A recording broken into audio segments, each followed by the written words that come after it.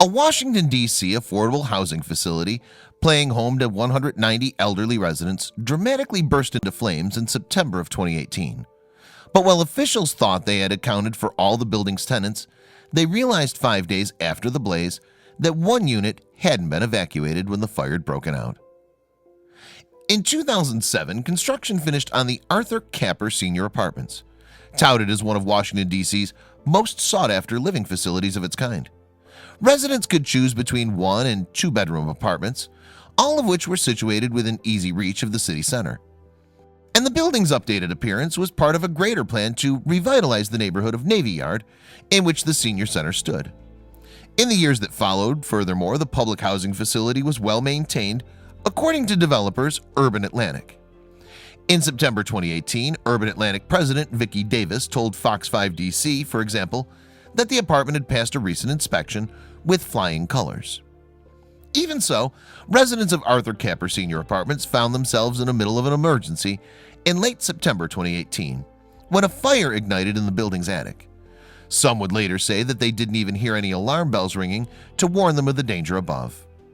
Instead, concerned neighbors began beating on doors, alerting those inside that they needed to evacuate. And lucky for those living in the affordable housing complex, some of the locals were also U.S. Marines. The Marines had an outpost just 200 yards from the senior center, meaning some among their numbers were able to see the smoke and so quickly made their way over to help. A construction worker also alerted them that more people were inside the building, and that's when we decided we need to go get them, one Marine told CBS News in September 2018. Gunnery Sergeant Matthew Kale also talked to the network, explaining, "I don't think there was really any thought to the rescue effort. It was just saying we need to go get these people out of here before anything serious happens, and the instincts just kicked in to go." After that, the Marines and the 100 or so firefighters who had made it to the scene began escorting the elderly from their apartments. Some seniors were stuck on the 4th floor and had trouble evacuating on their own, however, meaning the Marines had to get creative. Captain Trey Gregory later told CBS News, "There were some paralyzed, some immobile people up there. We actually just picked people up as best we could and then had the wheelchairs at the exit, or right outside the building, after we carried them down 4 flights. Seniors also made their way out of the building via ladder and on foot." Fortunately, the firefighters and Marines were able to escort all the building's 190 residents from the fire and to safety. Or so they had thought. You see, 5 days after the fire had begun, crews sent to assess the damage discovered something shocking. The workers on site were there to examine how the facility was holding up post-blaze. As they went about their business, however, they heard something, a man's voice shouting. Then they tracked the sound to a 2nd-floor apartment with its door jammed shut.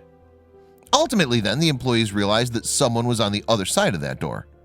According to the BBC, structural engineer Alan Kilsheimer recalled, "When I said we're coming to get you, the man in the apartment said, 'I'm not going anyplace.'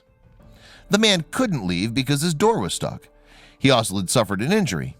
His name was Raymond Holton, and the 74-year-old was a resident of Arthur Capper Senior Apartments. In other words, he'd been in his rental since the fire had broken out." With that discovery, the on-site crew's task changed from structural assessment to resident rescue. They subsequently pushed their way through the door to Holton's apartment and came face to face with the only tenant left behind during the blaze. But according to Inside Edition, the workers found Holton in incredibly good shape, in spite of all that had happened. In fact, the senior even insisted that he'd walk out of the building by himself after having spent 5 days awaiting rescue. The building crews then helped Holton move from the sofa to a kitchen chair as they awaited emergency services. And Holton eventually forewent his plan to walk on his own, instead allowing first responders to carry him from his apartment. Of course, the discovery of a forgotten tenant may have given city officials pause. For one, Holton's rescue had happened shortly after Washington, D.C. Mayor Muriel Bowser had announced that every one of Arthur Capper's residents had left the building. So the city had to figure out how Holton had slipped through the cracks. Both firefighters and the building management had said they'd swept the place after all. In response, Mayor Bowser explained that authorities would recheck to assure that all residents were accounted for. Fortunately, though, Holton had survived the ordeal. He'd even made his rescuers laugh with his good sense of humor in the middle of it all. And in total, only a handful of Arthur Kappa residents had been injured during the emergency. Everyone had survived the fire too. Furthermore, despite their displacement, everybody that had lived in the facility would enter into temporary housing as quickly as possible. Christopher Rodriguez, director of the city's Homeland Security branch, told the press. And although many had lost both their home and their possessions, and there was no word on the salvageability of the building either, Rodriguez promised, "Our plan is to make sure these residents are cared for."